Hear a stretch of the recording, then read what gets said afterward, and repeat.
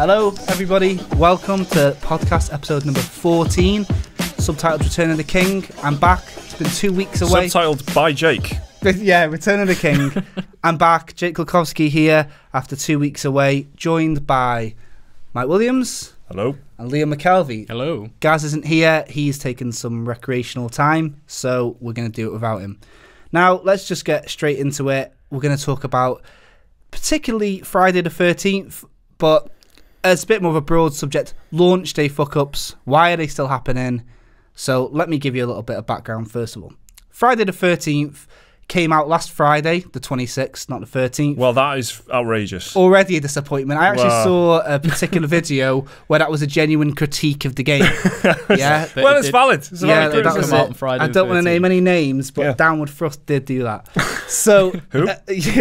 Who?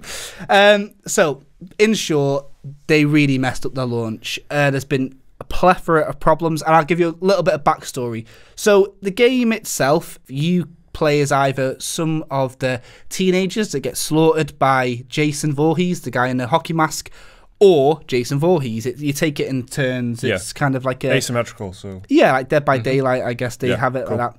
And the game is a multiplayer online experience only. You can only play it online. All right. Now, you'd think the number one thing that they'd get right is the fact that people can log in, but no. And play it. Just actually play it. Shockingly, most people have had problems with it, and they still haven't patched this yet. People can't even log in to matchmake and stuff like that. The Xbox One version is particularly bad, where they are playing a game that's not even been day one patched yet, so some people can't even get to the main menu. The game just instantly crashes. People that have backed this on early access, because it's been in early access for quite a while, have said that the Xbox One version is suspiciously like the beta version.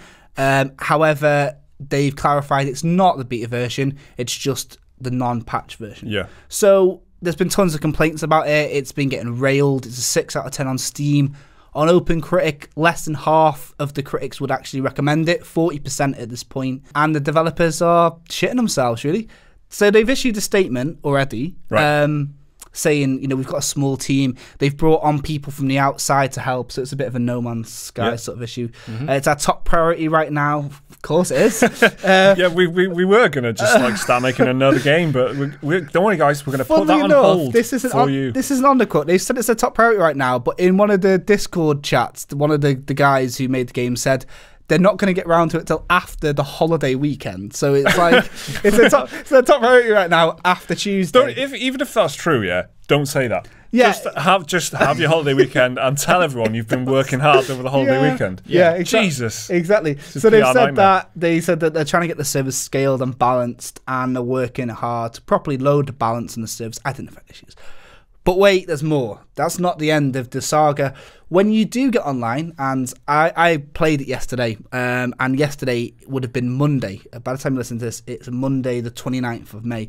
They still haven't patched it. And the game is riddled with glitches and bugs, right? If you've got any interest in this game, you would have already seen the facial animations. It's like Robot Chicken, or it's like a Ken doll from Toy Story or something like that. It's Mass Effect Andromeda has been dethroned. I bet you there's like a sigh of relief going through the BioWare Montreal headquarters right now. They're like, oh, thank God for this. BioWare's a multi-million-dollar company. Yeah. This is an indie horror game. Yeah, true that. Exactly. So, it's like, you've pissed your pants and then someone else has pissed your pants. It doesn't make you any Even less if it's a little kid, though. That kid's pissed his pants. Yeah, exactly. So that's it. So that's all the intro you need to know. And let's go into it. So, rhetorical question, why is this still happening in 2017? Yeah. And the question that I pose to you, gentlemen, is this sort of thing reasonably, is it salvageable? Do you think that they're going to get themselves back on track? It's the same old story, isn't it? A sloppy launch and things just going wrong, and everyone talking about it is the thing. If it becomes this discussion on the internet, that's when it hits a certain milestone, and that's why like Mass Effect Andromeda was such a it just became a conversation. It was memed immediately. It was like everyone knew that it was a bad, so that's really bad for the game and the studio, and the effects for Mass Effect Andromeda were like immediate. The BioWare Montreal, they're back on the B team bus where they belong.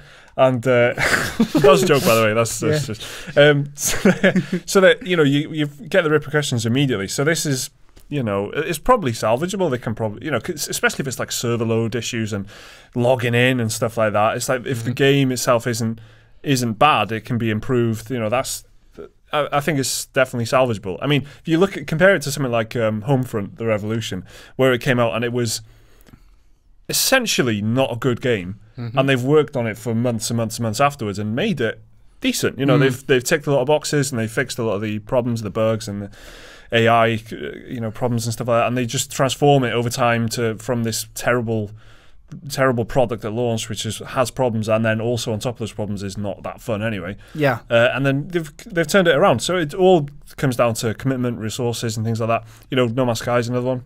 No Man's Sky is another one, actually, and I'll go into that in a little bit because I want to pose another question to you. All right. Specifically No Man's Sky in mind. But regards Mass Effect, Mike, I know you played it when it came out. Yeah. We made the video on that. Terry, if anyone can remember Terry, and he was a bit of a hit, wasn't he? He was. And Handsome Terry. I'm assuming that's not where your time ended with the game. So No, of course not. Did you notice any changes? Have they been making any? Yeah, it's to me, I've actually put it on ice. I kind of got like halfway through, maybe. I've done a few of the planets, and it just becomes this chore, which is what I found to be the problem with Dragon Age Inquisition, where I feel like I'm just like working basically. I'm not getting as much satisfaction because there's fewer interesting story and side quest bits, and there's more. Even though they've made a conscious effort to get rid of that kind of stuff, there is still a lot of go over there, investigate that satellite, shoot that bad guy, scan the thing, and go back. And so there's a lot of that kind of busy work in it. And in terms of facial animations and stuff, they have already made a lot of effort to improve that, and they've already like fixed the Addison and stuff like that, who was the worst, worst offender, who had this really bad mocap thing going on, and it was a combination of like bad animation, bad voice acting, bad writing, and then bad lip sync on top of that as well. It's just, it was this perfect storm of all. Really. It was, yeah, everything went wrong with it. So they've already improved to no end. So they are making improvements, but I am actually. I've just put it on ice, and I want to come back to it because I love Mass Effect. BioWare have. Very much like BioWare. Who hasn't put Mass Effect on ice after that game? I'm going to give it months. I'm going to give it a few months. Wait till I've got nothing to play and dip back into it and see what it's like then. Because I'm such a huge Mass Effect fan. I'm a huge fan of sci-fi, and anything that lets me explore the galaxy with my own spaceship and crew is awesome. I want to give it a chance, but not in the state that it's in now. So yeah, it seems Mass Effect, the problems were quite holistic. Yeah. So even if they'd patched Addison, which they did, that's not where the problems end. Yeah. She was more like a symbol of she was like the pinnacle of the worst example. She was like the sort of the top meme. Yeah, she was. She was the dankest meme. She was. So Liam, you are gonna know a lot of examples, I'm sure. Can you think of any examples of a launch week failing and then maybe it coming back, or just nosediving? Immediately comes to mind, it's got to be Diablo 3. I mean, this Error 37, big meme. I mean, the servers completely died on launch, and it was an online-only game. So even if you want to play just solo, you still needed to log into like the Blizzard server. Yeah, and you just couldn't. And for like weeks and weeks after, it took them a while to fix it. I think at least a week. Yeah, and then but in recent memory, Diablo 3, it's had loads of like loot updates, content updates, loads of like balance patches, and by all accounts, it's a pretty great game. It's been very well supported, doesn't it, after launch? And they've got the resources to do that. They did that thing where they ported it to consoles a couple of years after, and that injected a lot of new life into it, like a reverse GTA 5, how they did the PC port, and then it comes back. Stuff like that is a way of really rejuvenating a game, isn't it? Absolutely. The Division is another game where you can see an example of the developers following it along, and they really sort of nurtured it and pushed it the way it needed to go. Well, a lot of that is how games are monetized these days. So they want to make money. You know, they're not making quite enough money off selling the game. So that's why, you know, we've got this situation where so many games are online focused, and then you get microtransactions, you get season passes, expansions, little chunks of DLC here and there and stuff. So that, like The Division, that Ubisoft, a lot of Ubisoft games, they want that online model. And then part of that is they have to keep supporting it afterwards, like in the olden days, like they would have done with an MMO. Like that's a lot of games, non-MMO games, are online games these days, but they get supported for a long time afterwards. And that's, there's good and bad to that. I am glad that I can go back to The Division every now and then, and it's changed, and there's cool stuff in there that I'm excited about. Destiny, same goes for that. And I think it's not outright a terrible thing that a lot of games are going online, if you ask me. Yeah, for the most part, the idea of having like of interactive world, like when Destiny, there was that like gun dealer that appears every Friday or whatever it was, stuff like that. I think can probably get away with this online, shit a little bit more. But with Friday the 13th yesterday, I was nearly 2 hours trying to get into this game. Right. I don't know if you can play against AI, because you can't even get to the main menu. It's just like, it's a picture of Jason Voorhees' mask or whatever, and then in the bottom right it says like loading, looking for online connection or whatever, and it's not a fun time. That's a pretty critical bug, that, isn't it? If you can't even get to the main menu. Can I ask though, if you weren't doing it as a talking point, if you didn't think I'll bring this up later, would you have sat for an hour and 45 minutes to wait for a game to get to the main menu? By the way, it's not you waiting; you have to keep re-clicking. Yeah. So he would do that. Well, I think idiots, not me. I think PC gamers have to be quite patient, because sometimes you just get bad luck with stuff. Like you get Windows updates and stuff like that, and it just slows down your old system. And as part of being a PC gamer is being patient, troubleshooting, fixing problems. Yeah. So to a certain extent, I've definitely waited a long time for games to work before. Total War, huge Total War fan. That's incredibly intensive on your hard drive. If you don't have an SSD like me, then you've got to wait a long time for. Sometimes you've got to wait a long time for your old campaign save to load, for example. Yeah. Because it just takes forever. So yeah, I think some people would probably wait, but I think to wait 2 hours, to get to the menu. And then the matchmaking took another 6 or 7 minutes. And it's obviously, it's not just like one, it's not like one or two people are affected. It's like a widespread issue that basically everyone. Yeah, exactly. And that's the thing. Sometimes you're waiting 2 hours to play a game you've got anyway, because you're waiting for the patch to load. Interestingly, 1 in 3 games now, on average, have a day one patch. It's bigger than 100 megabytes, yeah? So that's not even counting the smaller ones, but 1 in 3 games a day one patch. Now this is my next talking point. I don't want to say what happened, but when you hear about games going gold, that implicates that the game is completed, and the going gold's when they've got the gold, the master disc, which things to distribute them. So games like No Man's Sky, they went gold. They posted that famous sort of picture of them, all 10 of them, or whatever, doing that. Oh, poor guys. And No Man's Sky, as we know, it's still being patched now. So what happened was, there was a leak of No Man's Sky. The copy found itself on eBay, and a guy paid over the odds for it, and he was streaming it and playing it. The developers reacted to it because everyone was going, "Oh my god, what's this? This is empty." And they were saying, "Relax, guys. This was a developer copy. Many of the features are missing. There's going to be a huge day one patch that would fix all the bugs." Can you remember that? How funny is this on retrospect? It's I'm well aware. And they were saying that the content was missing. Turns out that was the gold game. So what I want to talk about is, for those that are listening and care enough about the channel to get into the pretty good lore, one of my roles in the job is a video editor. So when the lads are recording, or we're recording, then as an editor, you go in there, you put the footage over it and things like that. Now here's the important thing. When I go gold, I think I'm done with the video. 9 out of 10 cases, someone comes in and checks it over, fresh pair of eyes on it, you'll pick something up. When I'm done, it doesn't mean it's done, right? Yeah. You have to be an idiot and very cocky to think that your first, when you think you're done, not getting it checked over before you send it out to essentially hundreds of thousands of people's watching, it, you know.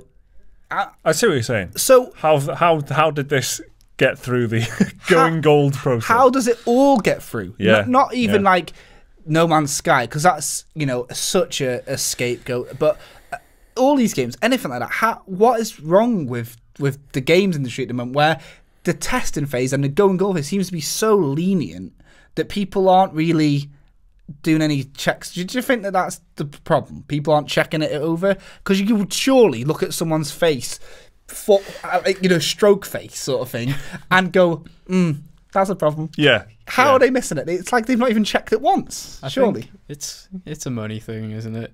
Like, publishers are like, look, we've got to get this game out. Any longer, it's just going to cost us even more on development costs. If they just it's like, get it out now, we can finish it later, and they just try and hope that people like forgive them, I guess. Like, there's no way someone at EA saw like Andromeda and went, that is an amazing quality animation, like, send that out. Yeah. No, they probably went, no, this game's been in development for like 5-6 years, it's costing us too much money, just get it out and hope they can take back in sales cost. It always comes down to the decision: delay it and disappoint people and hurt your pre-order sales or whatever, and hurt your hype train and all that marketing investment and stuff you've put. You're going to have to extend that for another 3-6 months. It's that cost balancing thing, or is it better to just risk the game in the state that it is, hammer your development team for the weeks before it goes gold, and get them to work their asses off, you know, well over reasonable working hours to get it done, you know, with the crunch and all that kind of stuff that they talk about in games development, where the people are sleeping under their desks and all kinds of shit to get games finished. So you hammer them to do that, and you know, it's a decision that's taken well in advance, isn't it? It's hard, it's never going to come up to the date of going gold, and then they go, hang on a minute, this isn't good enough, let's delay it. They'll see how it's going like 2 or 3 months in advance and go, maybe we should delay it. And there's so many people and so many elements, so many factors at play, and like Liam said, the money involved in video games is huge. So they need to be careful about how how much money they're going to lose. They've already spent loads of money on these games. They want to risk losing more. You know, this is it. I think this is what a lot of gamers think is the big problem, isn't it? It's a corner cut and it ends up being a double-edged sword. With Friday the 13th, it was an early access game. Yeah. So people feel like they're being ripped off. And that's where it could be the demise of Friday the 13th. Because I don't think the game's going to offer that much in terms of longevity. You know, they might have a couple more maps. But as far as I'm concerned, it seems like a bit like that game Evolve. Can you remember that, when you took it, one was the monster? Yeah, I remember it vaguely. Evolve, massive budget. No one playing it. Exactly. This hasn't even got the budget to play now. It had a strong demise. So yeah, that's my real concern with Friday the 13th. Is it dead in the water? That's not supposed to be a pun, because at the end he grabs her. You've seen the film. Oh, how many slash cut? Butchered. They butchered the launch. They haven't killed it.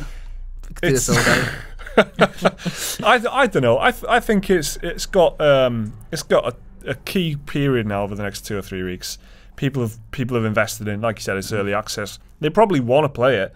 Like, if they could fix everything right now, people would probably play it. Their sales would be buoyant. They'd come back up, and the people who have already invested would get back into it because they've already invested in it. They were supporting it from before it was fully released. Yeah. So I think they can turn it around. They just got to work really hard and not take any more bank holiday weekends off, and get it done. And it you can never tell how these things are going to go, because they've got a lifespan. Games have got a lifespan that it's not like it comes out and it lives or dies on those few days, because things can be resuscitated. No Man's Sky is always used as a bad example, but they're working their asses off, and they with every new content update that they're coming out with, which I'm not being charged for. It's like sparking my interest up. I might go back into it one day. I don't know. So it's not a lost cause, definitely not. But they're gonna have to work hard. Yeah, I think a funny thing to end this on is that it's been 5 days. It hasn't got a Metacritic score, because IGN, GameSpot, Eurogamer, and about 5 other big publications have all got reviews in progress. because they can't play the game. Yeah. So you see what I'm saying? Yeah. It's not Persona 5. It doesn't take a week to do. Like it's a online game. Get 8 or 10 hours under your belt. 4 days, 5 days, they've not played enough games to make a decision. Yeah, that's that, isn't it? But yeah, if there's one thing we know, you can't kill Jason, can you? No, you can't. No. Friday the 13th 1 through 10. It's the whole premise, isn't it? Right. So that's it. Friday the 13th, trash launch dates, and resuscitation. Yeah. That was our topic, right? That's it. Let's move on. Move on. That's done. That's done. All right, so let's talk about what I like the way you do business, Jake. I like it. I like the no nonsense. So efficient. That's it. Let's move on to what we've been playing this week. Vanquish, next. Yeah, that's it. Liam, you've been playing Vanquish. What's it about? Vanquish, 2010 shooter from Platinum Games and Sega. Got ported to the PC this week just gone. So, and it's fucking incredible. Like, what else can I say about it? Well, it's like it's a cover shooter. Yeah. But Gears of War, but Gears of War fun. Yeah. Well, it's a bit harsh for Gears of War. Yeah. And harsh to More Vanquish. jokes, everyone. By the way, I say stuff. So you play as like a government agent called Sam Gideon, and you're in a like experimental mech suit, kind of. Well, not quite mech, but it's like a combat suit. Yeah. There's a lot of metal involved. There is a lot of very metal. futuristic synthetic materials. Yeah, and like you have rocket boosters in your knees because Japan, and it's incredible. And it's like what if you took a third-person shooter, filled it with like bullet hell elements as well? Right. Well, it's essentially that, isn't it? It's a third-person shooter made by Platinum Games, so it's fast-paced. Yeah, very fast-paced. And so like the whole like premise of the game is there's a space station. It's been taken over by like Russians, and they have an army of robots because bloody Russians. It's incredible with their robot armies. Yep. And so you literally like you and a team of Marines who have some of the best one-liners in the game. Like you just like, and you've got to take back this space station from the like Russians basically. Yeah. And it's like all out balls to the wall action from start to finish. Never lets up once. I feel like if anyone was to ask you, Liam, what would your dream game be? It would be a third-person shooter from Platinum Games set on a space station with a Russian army of Russian robots. Could very well be. The only way you could get it better is if it was like written by Hideo Kojima. Yeah, and that'd be the best game ever made. Get a giant space whale in there. Yeah. On fire. If you did that, it would have been the best game ever made. Right, so Vanquish is Platinum Games and Sega's second resuscitation of a game from some years ago, the last gen, Bayonetta being the last, and that did really well. Actually, that's number one on Metacritic for PC games, tied with the other fast-paced bullet hell shooter, What Remains of Edith Finch. Yeah, it's a little one from right there. But compared to Bayonetta, then, because that's got incredible love. Vanquish, how does that marry up? Is it just as smooth or? So yeah, like gameplay wise, it's incredibly responsive. Maybe not as complex as Bayonetta. Like Bayonetta is like combos for days. Vanquish is pretty much just like pick up a gun and shoot at stuff. But for me personally, I think Vanquish is probably my favourite Platinum Games game. Okay. It's like, I know Bayonetta gets a lot of love, but I don't know, just something that strikes me about Vanquish that just, it's like the perfect combination of all these elements. And they just meld well together.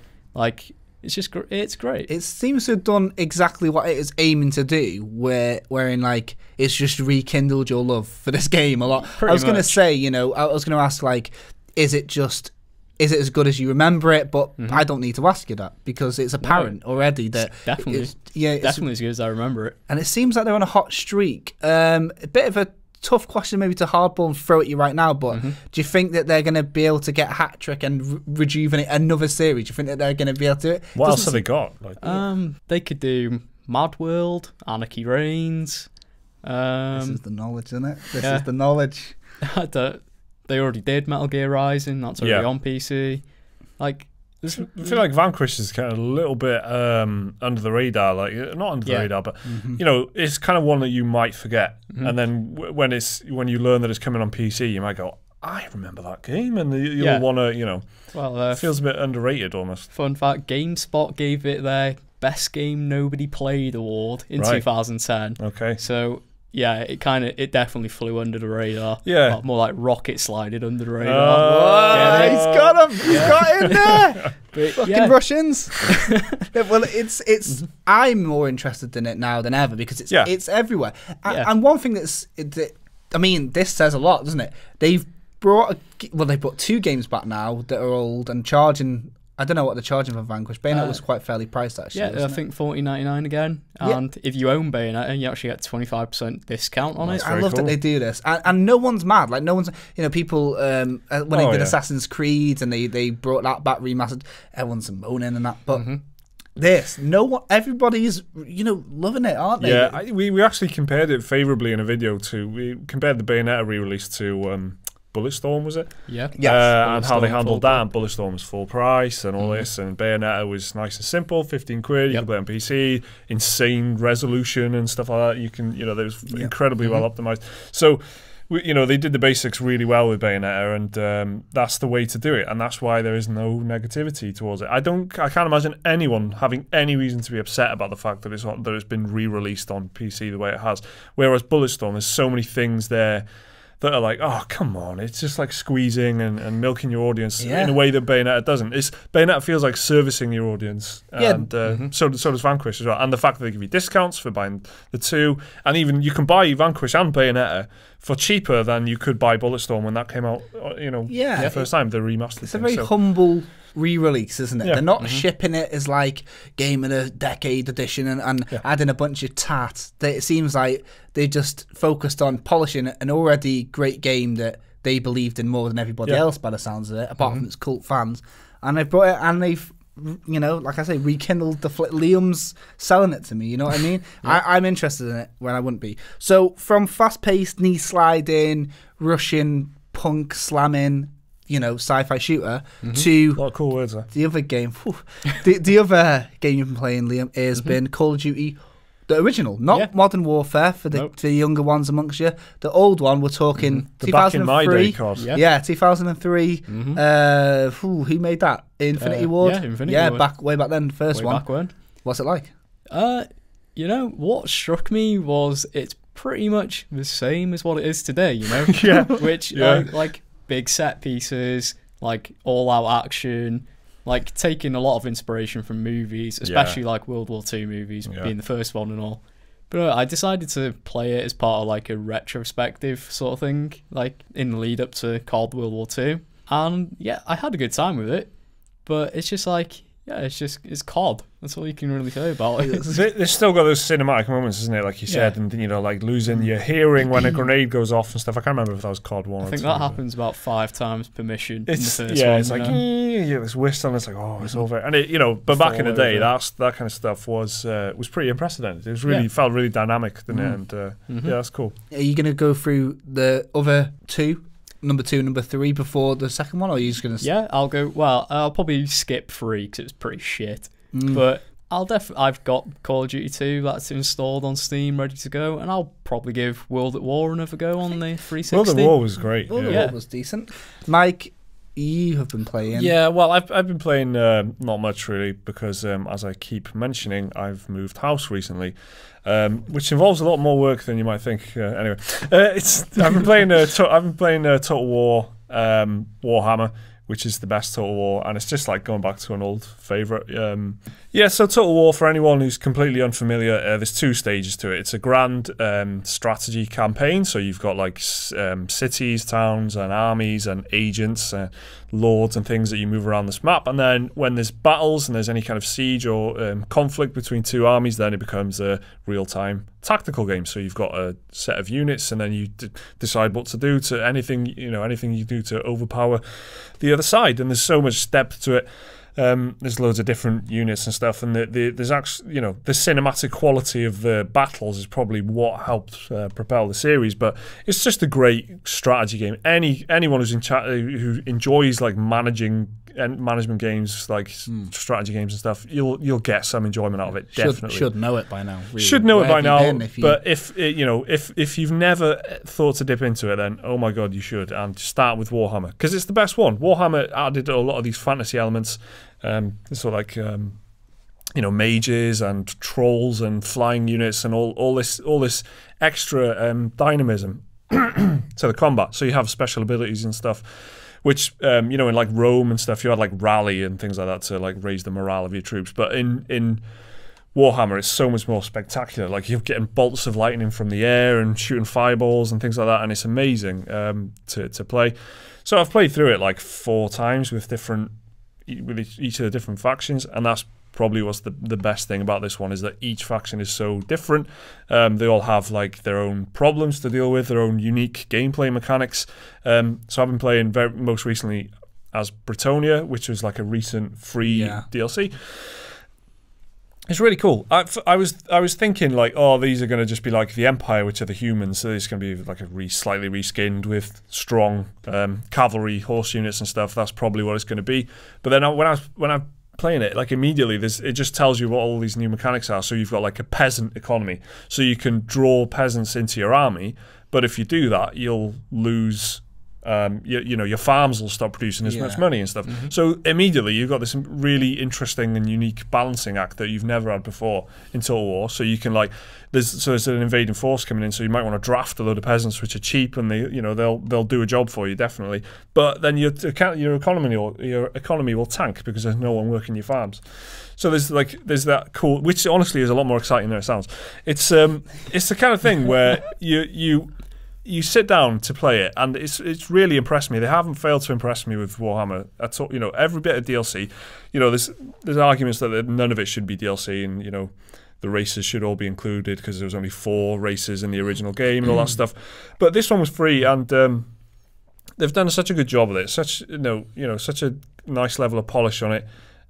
They've enhanced the map if you're not playing as Bretonnia, if you know what I mean. There's extra bit of details and stuff, and there's I don't know, it just is very good how they're making every single faction feel different. And I'm kind of thinking now they've really set a bar here, so in the next historical one they can't do what they've always done in the past, which is just, you know, have so many different units of, you know, so many different Roman factions that you can choose with all basically the same units. You know, they've got to do this again. I think they've got to really give the care and attention to each one, because it's so great. And if you to go back to a historical one where there wouldn't be that diversity in which side you're playing as, it's going to be a big step back, in my opinion. Yeah, I think a lot of people will feel that way. But on the other hand, you know, the other side, a lot of people like Total War because they like reenacting these famous campaigns. No doubt, no doubt. And I think that somehow, a lot of people who I know that play Total War haven't had an interest in Warhammer because of that, and I feel like that they are missing out because the gameplay elements, just having mages, can really put in some new life into this. And it's the kind of difference where, you know, they can still do it. They can still be historical. I want more historical Total Wars, but they just need to capture the flavour of just going from a Roman campaign, which rather than just feel different because you've got more towns and assets and a better army and, you know, with better stats, and then going to play like a Celtic faction, for example, which are very weak in combat, but they're kind of ambush specialists or something. Yeah. You've got to make that feel really different. They've really got to have different goals, different units, properly different fighting styles, and that don't just come through in their stats and stuff, in the way they really like handle and stuff. Like those peasants I was mentioning about with Bretonnia, like they'll just they'll just I'm not talking about console players, I mean like actual sorry, Gaz isn't here, so someone's got to throw the spice out, right? It's the peasants are incredibly frail, but you can. So if you have a normal unit of men at arms against the normal unit of infantry from the Empire, which are essentially 2 blocks of 120 men on each side, right? Mm-hmm. The Bretonnian ones are terrible. Like they'll just crumble, and they need support, and they need cavalry coming in the side. Otherwise, they'll just get scared and run away. So they've got all these different. They just feel completely different to play as. You can't just send in a line of infantry as the Bretonnians in the same way as you would do playing as the Empire, because they just act differently on the battlefield. And that stuff is in, it's always been in Total War, but the way that it's done this time around feels so it feels so different. It's great, and it's on the campaign level where it's really different as well. Where, like I said, they've all got different problems. They've all got different goals. They've all got different mechanics. Some of them can't capture settlements. You're just a horde. That was something they introduced in Attila, but they've got to keep that stuff up, I think, and they've got to just make sure it's like they've got Warhammer, Total War Warhammer 2 coming out soon. Yeah. So it looks like it could be quite a while until we see the next historical. Apparently they are working on it. They said they're well underway in development on the next historical one, but they've not mentioned anything officially. They've not made any announcement. All that we've got is one quote from some guy, a while ago said is well underway. So it's happening. Okay. Yeah. Great. Okay. Cool. So that's it. Sorry, everyone. That's the boring Total War talk finished. No, that's it. I've played too many games and I've been away for a couple of weeks, so I'm going to try and give a quick summary of the games I played because I've been playing a lot. I played Quake Champions. I was invited to the closed beta of that. Thanks, Bethesda. Didn't really like it though. If I was 15, I would have, and that's not a stint on anyone that likes it. I'm just saying, when I was a bit younger, I liked the fast-paced shooters. I remember one of the first games I ever played online, first person, was Unreal Tournament 2004, maybe UT 2004, or one of the older Quake games, or even Halo 2. How you've got these sort of claustrophobic maps. Very fast pace. You jump up a teleporter thing and it boosts you up. There's a lot of that in Quake. There's a lot of. It's a twitch shooter. It's so fast paced, and I am just too old and too miserable to care. I played 3 games and I couldn't have uninstalled it any faster. That's a shame. It was it is a shame, but that's, like I'm saying, no slight on the game. It's just really not for me. So it kind of reminded me a little bit of the Doom multiplayer. But the Doom multiplayer had bigger maps from what I saw. Bear in mind, this is a beta, so there's probably going to be more maps and shit. But if you like fast-paced games, you might want to look into this. I played 1 team deathmatch and 2 free-for-alls. I didn't find any solace in any of it. I really, really didn't like it. I got trashed on one of the free-for-alls, and so I wouldn't have enjoyed losing. But then I played again against people that were significantly shitter than me, and I still didn't like it. Right. So, it's mix and match. There was no matchmaking on the beta, so I was playing against different people, different levels. Right. But free games, is that really enough game time to make a fair criticism? A fair review? Definitely not, but I didn't have enough fun with it to keep it on my hard drive, and I had too much stuff to do. So that's it. Uninstalled. So that's Quake Champions out the way. Brutal. Next, Friday the 13th, played the game for 2.5 hours. 1 hour and 45 minutes of that was matchmaking. Haha. Didn't like it either. Mm-hmm. So let's not talk about that anymore. Northgard, I've been playing a lot. Now, this is the one I want to sort of talk about. I hear it's just like Settlers 3. Oh, shouts out to Worth a Buy, because he did a fair review on this. And despite the fact he was digging away at it a lot, it made me get the game. So it looks really interesting. Yeah, I don't want to be too rhapsodical about it. I don't want to gush over it too much, but I'm really enjoying it. It's quite a slow-paced RTS. My kind of RTS, to be honest. It adds a lot of pressure, and it's very fun. In about as much fun as an uncomfortable resource management can get. What I'm talking about is the fact that this game is set in tiles, so you can't just build your big base that's all-encompassing in your little corner, right? You can only build, let's say, 3 buildings per tile. Then to get to the next tile, you have to colonize it, which costs food, a very valuable resource in this game. Sometimes, though, these squares, these tiles, have got enemies in it.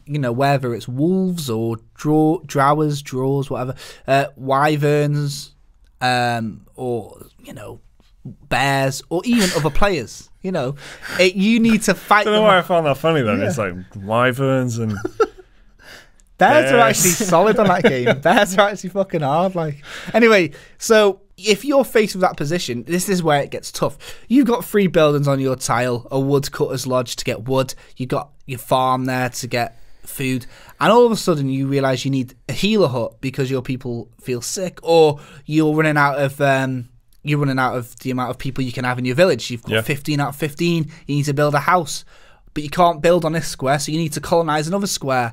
Then the square you need to colonise has got wolves in it, so you need to build a warrior's like, you know, house or like your warband hut to get a warrior to go and fight the bear to colonize, and all of a sudden you're stressing out and you're like, oh no, every building you build makes your upkeep costs rise. You need to spend more wood on firewood, more wood on food. It sounds like all the elements you'd want and expect from a good management strategy. It's a lot of management. It's in early access at the moment. It's made by Shiro Games, by the way, who made Evoland, like quite an innovative game where... Yeah, you were a pretty big fan of that. Yeah, it was like, it started off like Game Boy graphics and then it ends up building... Anyway, they're favourable with the fans of the early access already because they've announced that they only want to keep it in early access for about 6 months, and they're 4 months in. At the end of this month, they're bringing in the campaign and the multiplayer. I think this game is going to absolutely... it's going to thrive with its multiplayer because it's such a fun game. The thing to me that really stands out is the fact there's different victory conditions. Yeah. So, like, you can win by having the most resources. You can win by having the most land. You can win by killing all your enemies. You can win by having the most gold or gaining the most knowledge. Like learning stuff. You can. It's got a civilization style. Yeah, so what it is, the map's like procedurally generated. So you might start in a place that's resource heavy, and then you might think, okay, maybe the best way for victory is by resource gathering. Yeah. You might start in a place where you're forced to explore because you're in an area that's swampland. You're not getting much wood. You need to gather more. So because you've got fewer resources available, then you need to expand, and then that way you might realise you've got quite a good army, so why not just try and conquer everybody? So what's funny is you don't really know what style of play you're going to go for until the card's dealt, you're there in the middle of the game, and you assess your surroundings. The fog of war in the game is particularly interesting because you need to employ a scout to discover them at one tile at a time. So, you might not discover the other 5 enemy players until a lot later on in the game. You might be right next to them. So there's a lot of interest there. The fact that it's procedurally generated, the fact there's different victory conditions, and at the moment you've only got your basic militia, like melee attackers, but they're adding in ranged units in the next update as well, which will add a lot. Because at the moment, the way I play, I seem to build defense towers a lot, and I'd love it if I could have ranged units. I just like them in games anyway. So Northgard, yeah, it's really good. It'll be ready for release in June, they say, which is only a month away. So, well, by the time you listen to this, it's June already, isn't it? So, yeah, I really enjoyed that. What other games did I play? Steel Division. It was pretty good. I might do another thing on it. I might talk about that next week instead. Yeah, I played a bit of that as well, and we should maybe do more of a detailed thing. It's a big game. It's a very in-depth game, and if you've played Wargame, it's exactly like Wargame but World War II. Very good. There's a lot of changes, but played it for about 6 hours, but I still don't feel like I've got enough knowledge and got enough experience of the game to talk about it properly. And I also went back and started Pillars of Eternity again. Nice. Which, if you've listened to all 14 of these podcasts, there's one thing you don't need a surplus of. It's Jake talking about Divinity Original Sin or Pillars of Eternity. So let's move on to the questions. Okay? For those that aren't aware, for those that are listening on YouTube, we've got Patreon, and if you support us on Patreon, you have access to the Discord chat where you can chat with us. You also have the opportunity to ask us questions every single week, and we will go through them. Sometimes it's a laugh. We got quite a lot of questions this time. Yeah, they're getting good. They are getting good. So yeah, if you do fancy checking it out, check out our Patreon. The link will be in the description, stuff like that. Support us and help us make videos for you every single day because we like doing it, but we also like eating. So, question number 1. Jake Reynolds asks, is there a genre of gaming that you think is overlooked? Naturally, there's a saturation of sci-fi games and a recent rise in westerns, but is there a genre you think deserves more games? Well, by genre does he mean like a setting? I think. Given the thematic genre is probably which is the correct way because RPS.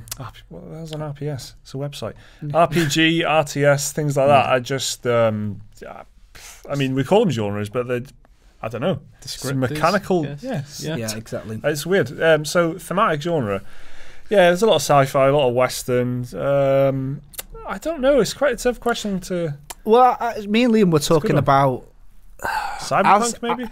I'd go for Cyberpunk. Cyberpunk. Well, Cyberpunk. I know there's a bit of crossover with sci-fi, but it's. I think it's distinct enough from sci-fi. It's its own style. Yeah, you've got to compete with CD Projekt Red, though, if you're making a Cyberpunk game, and that's not something I would want to do. They are wanting to own the word Cyberpunk, so that's a good point. We were talking about, I don't think it's necessary, but it's just an interesting point. Me and Liam I can't remember what it was we were talking about, ended up being about Aztec stuff. Yeah. I said, couldn't you think of an Aztec game? Like, there's not enough games like Mayan civilization, but that would be quite like Apocalypto, the Mel Gibson film, right? Yep. There'd be a lot of cool things they could do with that setting. Maybe a bit like how Far Cry Primal or Horizon Zero Dawn was. That setting, the lush rainforest and stuff like that.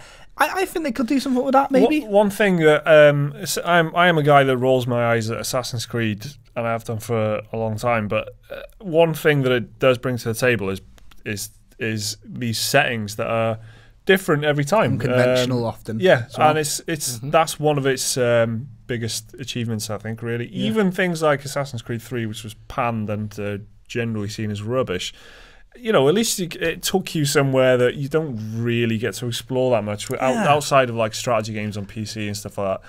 Yeah, you don't often get to explore the American kind of history through the whatever it was 1700s, 1800s. I can't remember, but it takes you to periods and places that you don't get to explore that often. So that is one thing that's to its credit, I think. Yeah, I think Assassin's Creed Black Flag brought. I didn't realise I wanted pirate games. My answer's pirates. Yeah, no, exactly. I was about to say we've got a couple of big pirate games coming out. Sea of Thieves for the Xbox and PC is coming out soon, and similar to Sea of Thieves, but it looks a little bit more serious. Black Wake, which I don't know if you're aware of that, but we had a look at it. It's like Sea of Thieves, but grittier, but serious. Pirates are fucking ace. Too many things like zombie games and stuff like that. It's unbelievable levels of saturation. So when at the beginning, where I thought like stuff like that was pretty cool and it was fun and interesting, and what the hell was that? State of Decay. Yeah, I loved State of Decay. I had a lot of fun playing State of Decay.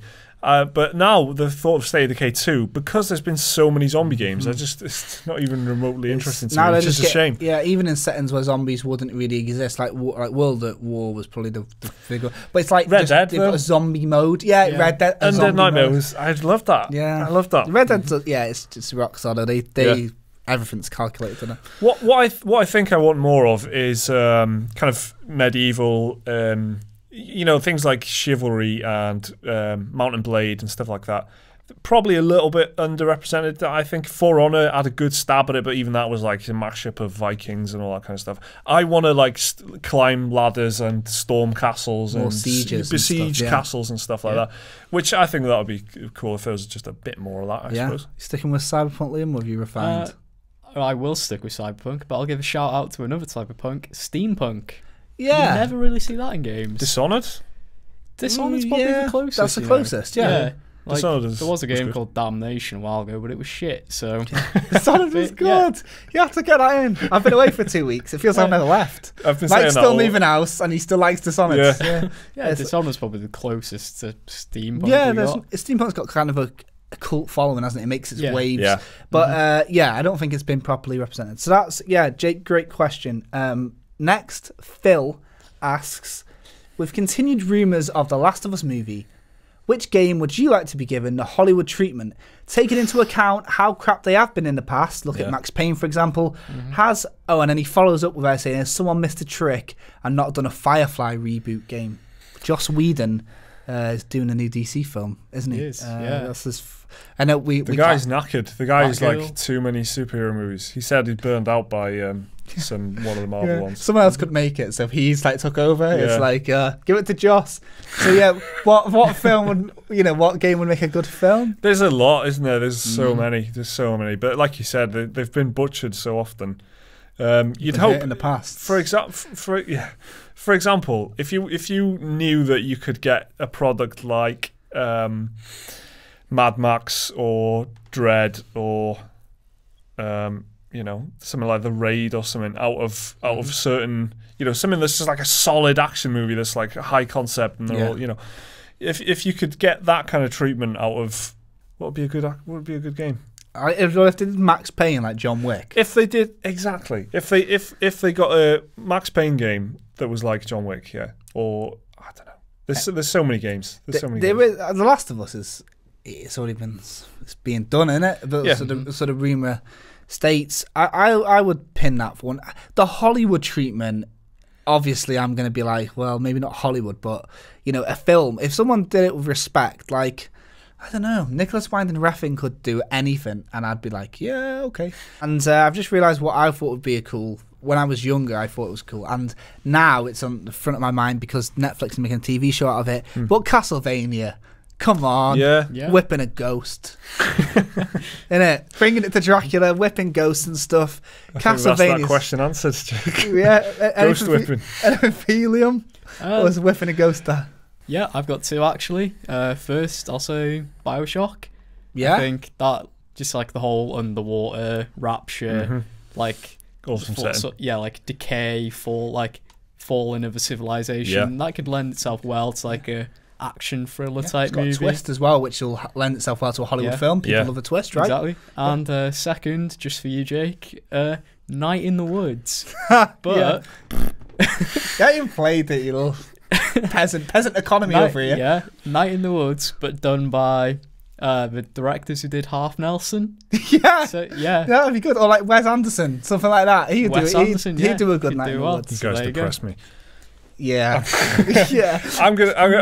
My one wish now that I've thought about it, Doom. In Doom. What, Carl Urban wasn't good enough for you? Dwayne The Rock Johnson wasn't good enough for you? Before he was Doom The Rock Johnson. in the form of Dread, like the movie. I want a Dread style.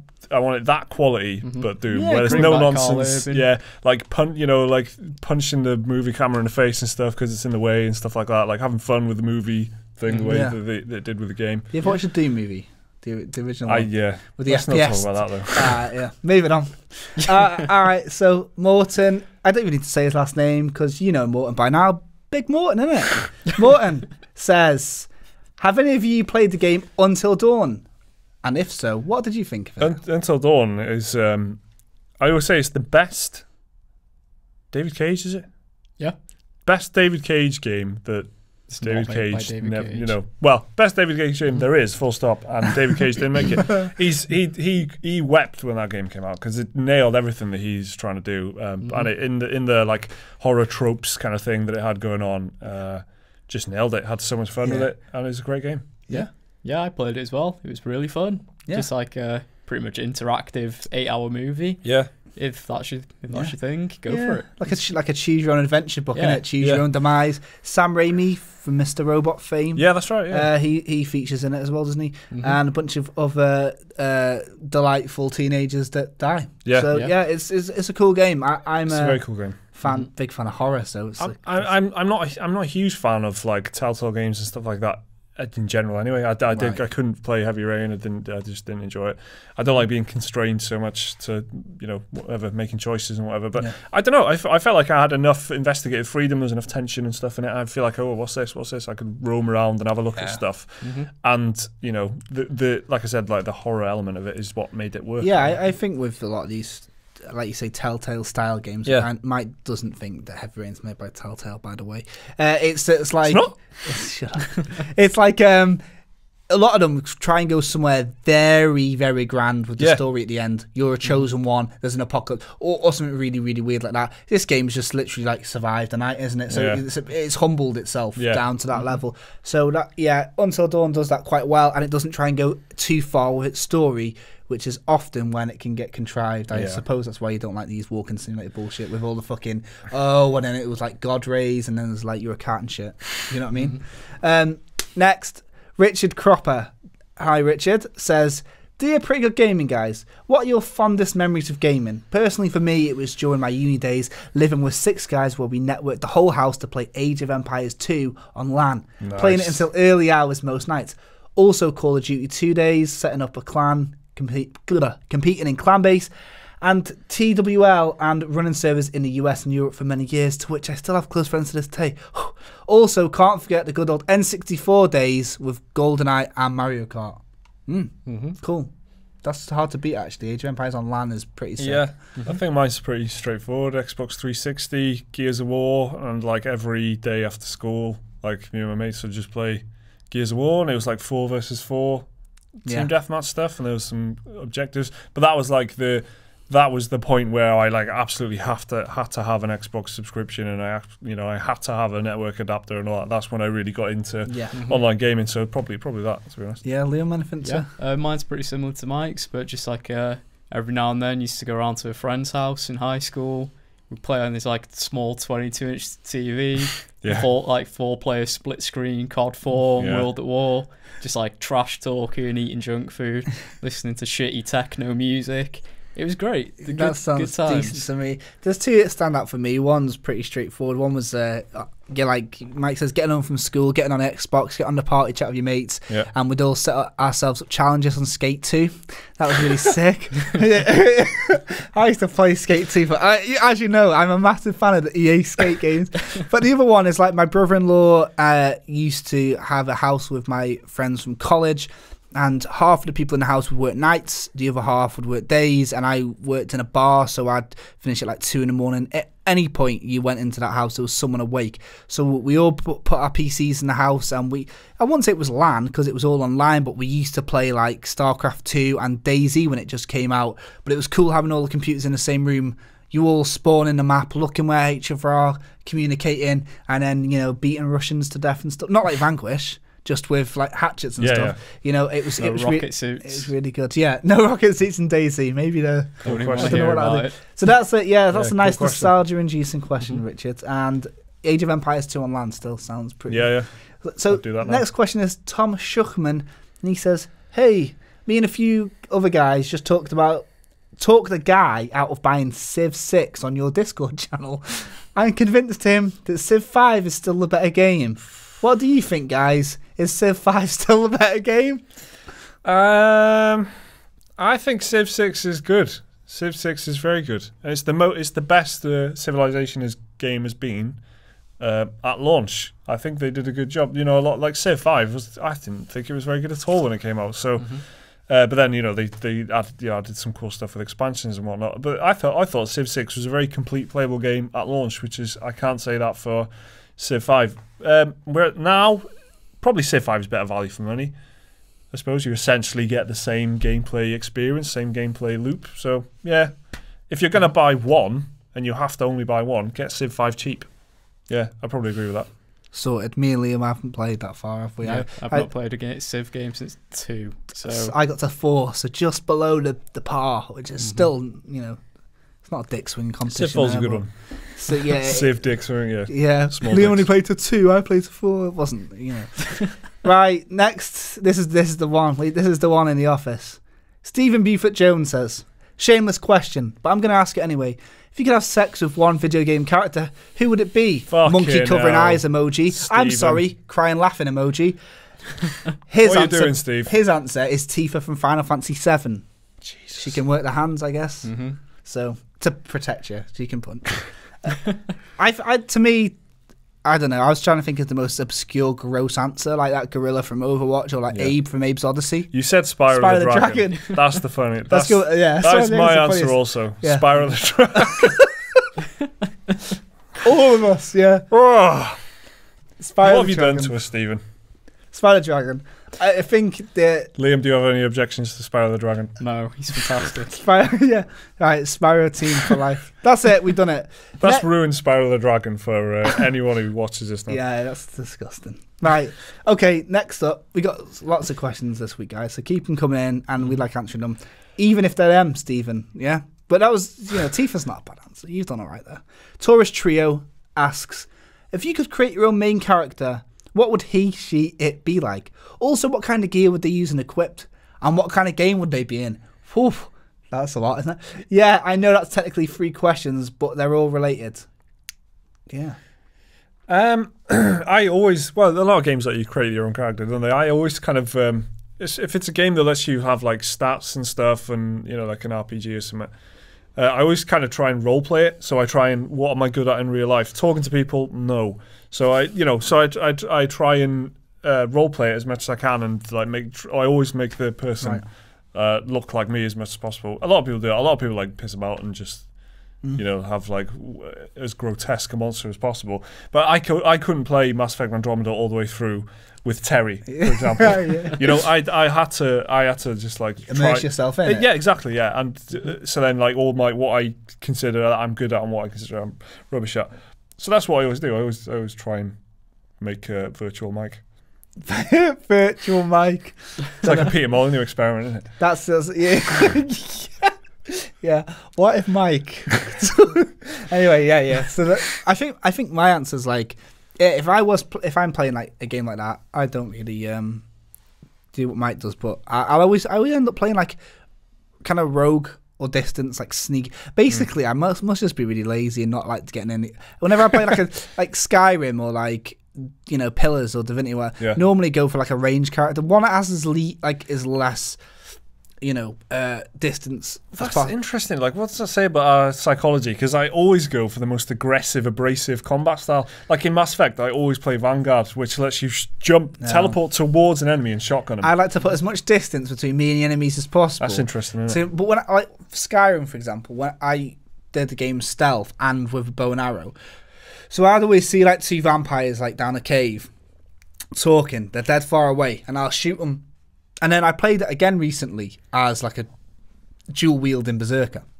You get close to these vampires, they're having a chat about stuff, and then you'll have a dialogue option, or they'll like. So you've been shoot first, ask questions later. Or they'll like bring out like they'll summon the dead, and then you'll fight these skeletons as well, or they'll let a wolf out from a cage. Yeah, it's a different game. Yeah, for me, it's just like I can see a pixel in the distance, headshot. You know what I mean? It's easy to headshot on Skyrim, isn't it? That's weird. So, and it's a completely different game. So it's the same with that on Pillars. I like to just have just make as much distance as possible. If I was to make a character, it'd probably be something like that, something stealthy. But if I had to make a main character, like I was trying to go for something that would be iconic, I'd try and make a version of Ricky Maru from Tenchu as Geralt as possible. Right. Do you know what I mean? Yeah. I could have something obscure in his face. It'd be like a feudal samurai, like the Neo character, but cooler. Yeah. Well, or just cool in general. He wasn't really that cool. What's his name? William. William. How are you going to be a cool main character called William? Forgettable. Yeah, come on. So a samurai called William. It's just. So yeah, I'd have like a sick feudal samurai stealthy blowpipe shooting motherfucker. What'd you do him?